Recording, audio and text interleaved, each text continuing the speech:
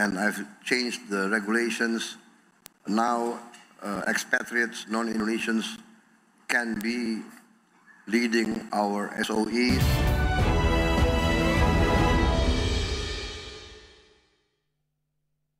Kita awali dengan informasi pertama, pemirsa. Presiden Prabowo Subianto resmi mengubah regulasi yang memungkinkan warga asing memimpin badan usaha milik negara atau BUMN. Selain itu, demi efisiensi, Presiden juga berencana mengurangi jumlah BUMN menjadi sekitar 200. Presiden menegaskan bahwa langkah ini bertujuan mendorong profesionalisme dan standar internasional dalam pengelolaan BUMN. Selain membuka peluang orang asing memimpin BUMN, Presiden juga berencana mengurangi jumlah BUMN dari 1.000 menjadi 200 perusahaan demi efisiensi dan peningkatan kerja. Presiden optimis kebijakan ini berdampak positif untuk pendapatan negara. Presiden menargetkan pendapatan BUMN meningkat 1 hingga 2% melalui penerapan standar global operasional perusahaan. I've given direction to the chairman of the Danantara to rationalize everything, cut down from the 1,000 state-owned enterprise maybe to more rational figure, maybe 200 or 230, 240, and then run them with international standards, right? So I am convinced that that 1 or 2% return can increase, must increase. I think, and I told the Danantara management to run it on an international business standards. You can look for the best brains, best talents. And I've changed the regulations. Now, expatriates, non-Indonesians can be leading our SOEs. Pengamat BUMN Universitas Indonesia, Toto Pranoto, memandang masuknya ekspatriat dalam jajaran direksi BUMN dapat menjadi ujian bagi para profesional lokal. Pengamat BUMN Universitas Indonesia, Toto Pranoto, memandang masuknya ekspatriat dalam jajaran direksi BUMN bahkan jabatan direktur utama akan menjadi tantangan bagi para profesional lokal. Pasalnya, dengan sudah menjadinya BUMN sebagai super holding, pengelolaannya pun harus dilakukan oleh orang yang memiliki rekam jejak pengalaman bisnis yang dianggap berhasil dan mampu bersaing di kancah internasional, baik itu orang Indonesia maupun ekspatriat. Untuk itu, Toto berharap para profesional lokal agar lebih terpacu dan belajar dari para ekspatriat agar kedepannya dapat menjadi pemimpin BUMN yang lebih baik.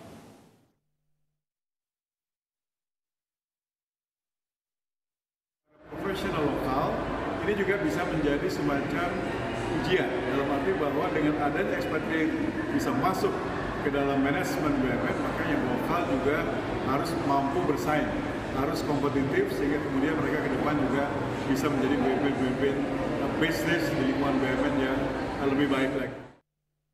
Sementara itu, pemirsa, anggota Komisi 6 DPR RI menilai badan usaha milik negara harus memperkuat tata kelola dengan sebaik-baiknya demi berkontribusi besar terhadap perekonomian nasional.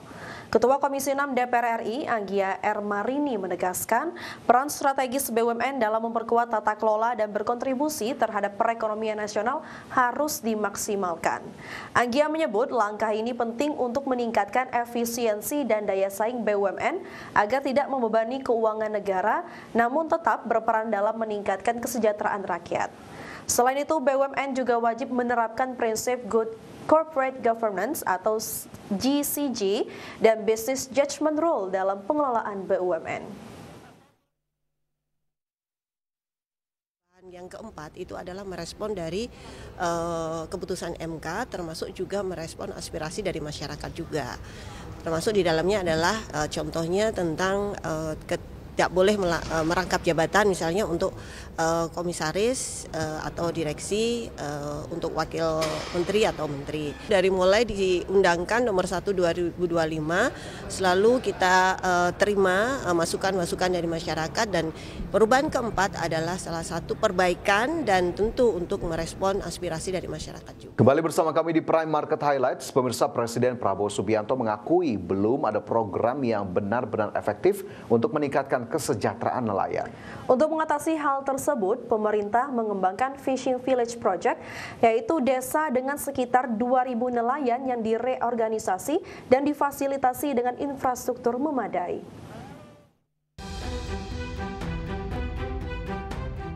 Presiden RI Prabowo Subianto mengakui belum ada program yang benar-benar efektif untuk meningkatkan kesejahteraan nelayan. Pihaknya terus berupaya meningkatkan penghasilan nelayan hingga 100% lewat program Kampung Nelayan. Adapun salah satu model yang dikembangkan yakni Fishing Village Project, yaitu desa dengan sekitar 2.000 nelayan yang direorganisasi dengan fasilitas dengan infrastruktur memadai.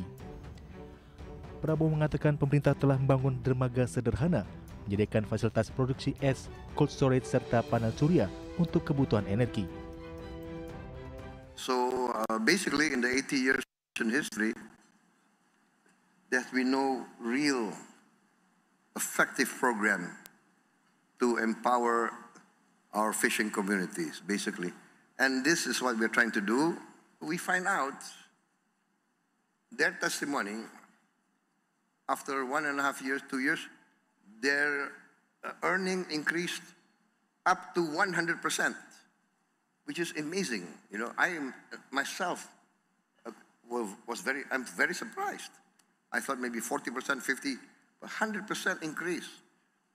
But for basic things like ice, and then of course facilities for auctioning the fish. Pemerintah berencana mereplikasi model desa nelayan ini secara nasional.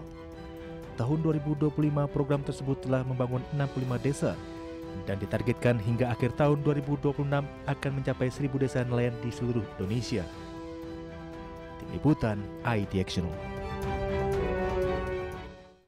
Menteri Koordinator Bidang Pangan Zulkifli Hasan optimistis pertumbuhan ekonomi Indonesia akan mencapai 6% pada 2026.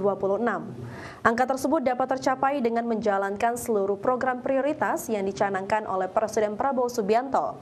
Di antaranya hilirisasi, makan bergizi gratis, dan menerapkan biodiesel 50% atau B50. Menurut Zulhas, penguatan ekonomi di sektor pangan dan hilirisasi pertanian dapat meningkatkan kesejahteraan petani. Pengembangan industri etanol juga diyakini dapat meningkatkan nilai tambah sektor pertanian di tanah air. Hilirisasi komoditas pertanian seperti singkong, tebu, dan jagung diprediksi dapat menjadi penggerak ekonomi baru dan ketahanan pangan.